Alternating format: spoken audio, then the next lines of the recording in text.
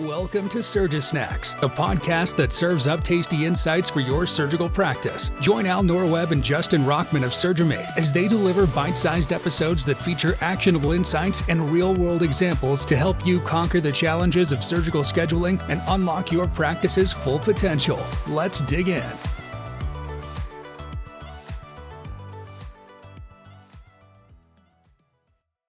Hello and welcome back to this special two-part episode of SurgiSnacks. My name is Al Norweb. I'm the Chief Growth Officer of SurgiMate.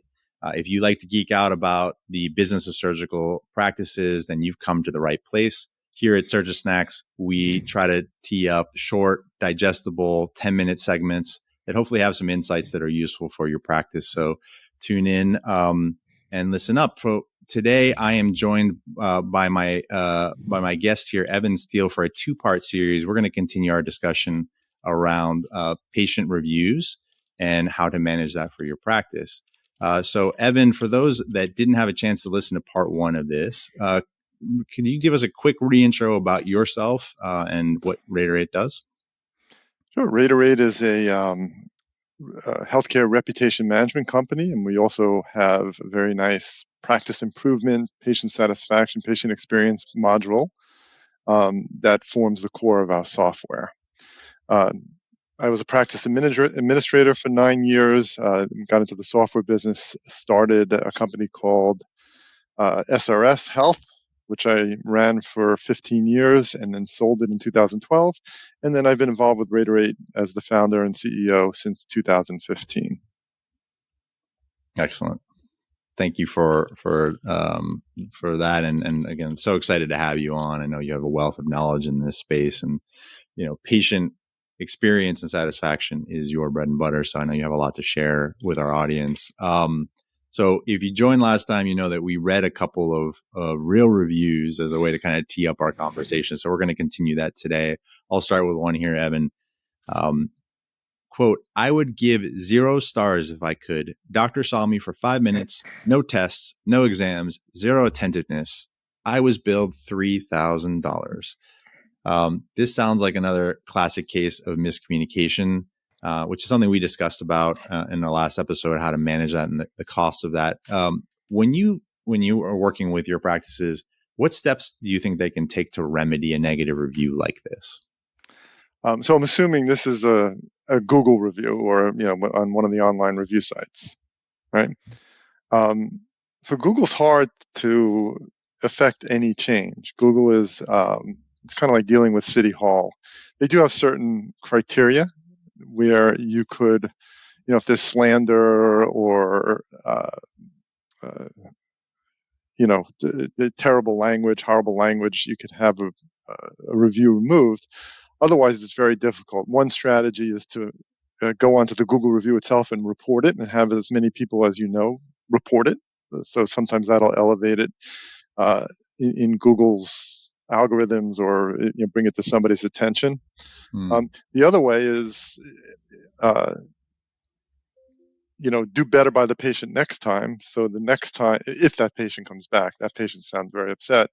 But if you ask them, send a review request to them the next time, it'll go right to that same review where they could edit and change that review. So those are the only strategies to physically change the review or delete it. But the best policy is just don't let that happen in the first place. And like we talked about in the first podcast, part one, is, identify your areas where you're having these issues and implement processes and procedures so that it just doesn't happen again. Yeah. Just curious, because I've seen this, in lots of social media and consumer product areas, where you have somebody directly engage with a negative reviewer.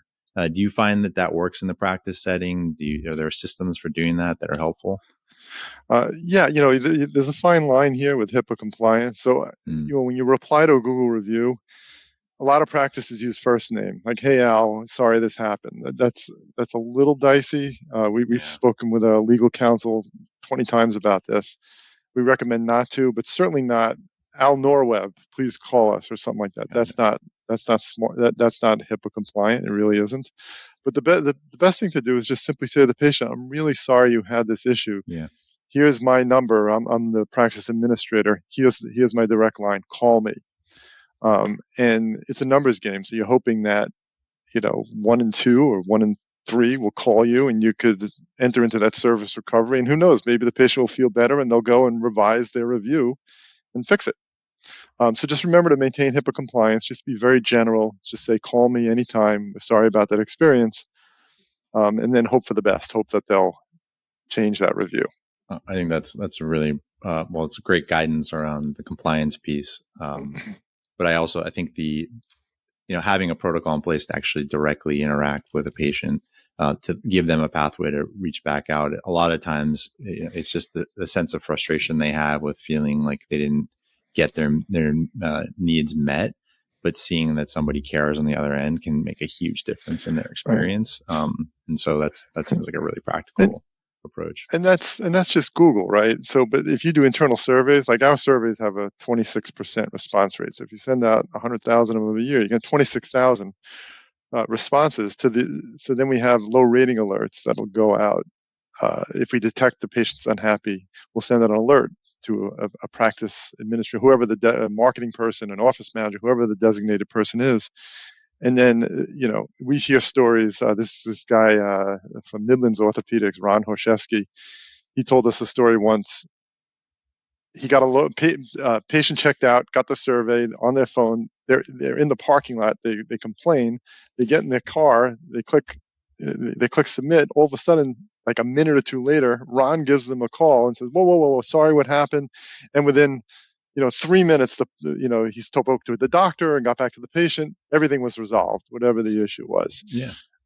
And that patient was so upset. Now that patient is home. They're not going to put a 1-star review up online. Everything's been taken care of. The patient is now a happy patient. They turned them around. So doing surveys and in high volume and responding and calling patients who are upset, I think is a very important component. Is kind of in nipping these issues in the bud. Yeah. All right. Well, that tees up another Nasty Gram review. I'll read this one up. Actually, this is related. When we talked in the last session, some of the common sources of bad reviews are, we mentioned wait time in the wait room, we mentioned bedside manner, and we talked about communication breakdowns. So here's one on bedside manner. Quote, "My doctor lacks empathy and compassion. These are essential in the healthcare field. I suggest you get another job if you're miserable." It's funny because speaking about the job here, we all talk a lot about patient satisfaction because it is, of course, all about making the patient's experience good. But another really important piece of this that we see a lot when we're working with practices, these reviews actually affect morale at the office, right? I mean, you know this well, you are a practice administrator. We work in a passion industry, right? Like people care about what they do. They're in healthcare because they want to impact people. And the job is not easy day to day. And so when you pour everything out and then, wherever you are in the office, the front desk, you're doing financials and billing, of course, the doctors, the MAs, everybody, when you see something like this, it hurts, right? So, another way to look at this is improving these reviews and improving the experiences is also really important for managing office morale. What do you think about that? Yeah, it runs both ways. So we hear it all the time. We have clients, they take a lot of times patients, when you ask them to rate their check-in experience or just rate the check-in person by name, patients will, especially if the front desk staff and checkout folks wear a name tag. So Bob or Nancy it gives a great check-in experience so that the patient will put on the survey, Nancy was great, or Bob's the best. And they flag them, and the office administrator puts them on the lunchroom wall. Great for everyone to see. So that's great for morale. It's great for the employee to engage the employee and give them kudos and recognition. And it makes the employee just love working there. Everybody loves to be recognized. The flip side is, if you're working for a practice and let's say I'm a prospective employee, and it's a tight job market in the healthcare field, right? All the private practices are competing with the hospitals. The hospitals offer more money and better benefits. And if I just Google the practice and I see 3.5 stars, 126 reviews, I'm like, oh, do I want to work there? Right? So it could even make it harder to hire and retain employees. Also, doctors. It's so hard to attract doctors these days. New doctors out of fellowship or residency. So to the extent that every doctor, they're young, they're coming out of residency, they're technically capable, they're going to look up, Google the practice, and if they see bad reviews versus 1,500 reviews, 4.9 stars, they're going to say, I don't want to work at a place where patients are unhappy. So those optics are important too, just attracting and retaining great physicians. It suggests an undercurrent of problems, right? Like an organization that has maybe bigger issues. Correct. Motivation and time, in studies of work, one of the key things that also leads to satisfaction for job and work is a sense of agency. Mm-hmm. I work day to day and I can actually influence the outcome of my work. I'm not just like subject to, the machine kind of bearing down on me. And so that's one of the things I think we also really try to emphasize. And I think you were kind of alluding to it. It's a virtuous cycle. If you have tighter processes and you're running a tighter ship, you're ending up in better, with better results for the patient. And when you're getting better results from the patients, that's supporting a staff that feels like they're making a difference. And then that improves the process. And so, one of the things that we really harp on when we work with practices is how to use a tool like SurgiMate to help the individuals that are involved in these processes understand their day-to-day work and get better every day, right? Mm-hmm. Having metrics, having a clean set of tools that helps them organize themselves and do their job more effectively, ultimately helps them feel better and ultimately results in a better patient experience at the end of the day. So correct. Like the old IBMer said, this goes back decades, James Harrington. I'm not going to read his whole quote, but the shortened version is, if you can't measure something, you can't understand it. If you can't understand it, you can't control it. And if you can't control it, you can't improve it, right? So it's all about measurement, right? You want to measure and improve. Otherwise, how are you going to improve if you don't know where the improvements are coming? And if you're not measuring, you don't know where to focus first. So I'm the bottom feeder, right? What's the biggest problems we have? Which staff are having the biggest problems? Identify them and, improve or leave, and we'll get someone who's going to do a better job, right? So you got to measure to improve. So we're big fans of that. And we try to help our clients, analyze their data to find areas where they can improve. Yep. Yeah. And I think there's kindred spirits between our organizations in that regard, helping provide more visibility to management and to practices on what are things that are working, things that aren't working, so that they can improve potentially broken processes. And one thing I'd love to add, we talk about processes and whatnot. If you think about it, everyone's into digital marketing and online reputation and ads and social media. But to me, if you're saying all these nice things and you're getting happy patients to post good reviews, it's a little bit like lipstick on a pig if you're not fixing the problems that are underlying your practice. And to me, I'm an old school guy, right? The best and most strongest and most important part of marketing is word of mouth. Happy patients will tell the world, right? Mm-hmm. They'll tell their friends, you got to go see this practice, you got to see this doctor, go to this hospital. So to the extent that they could use the data to improve the patient experience, that's going to create really powerful marketing, word of mouth marketing opportunities.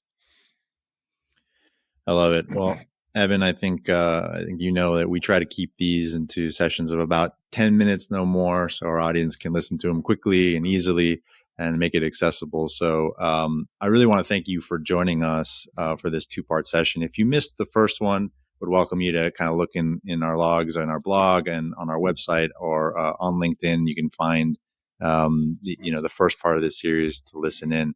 And I believe, Evan, together we're going to be hosting another webinar in a few weeks. We're actually going to be inviting some of our mutual customers on and actually sharing some of their experiences with bad reviews and patient satisfaction issues and how they've been managing those. So I'm really looking forward to that discussion and talking with those clients. So I guess to sign off, we typically will snack on our snack of the day. So we had Starburst, and so signing out here with our caloric intake. Thanks again, Evan, and I look forward to doing it again soon. Same here. Thanks, Al. Take care.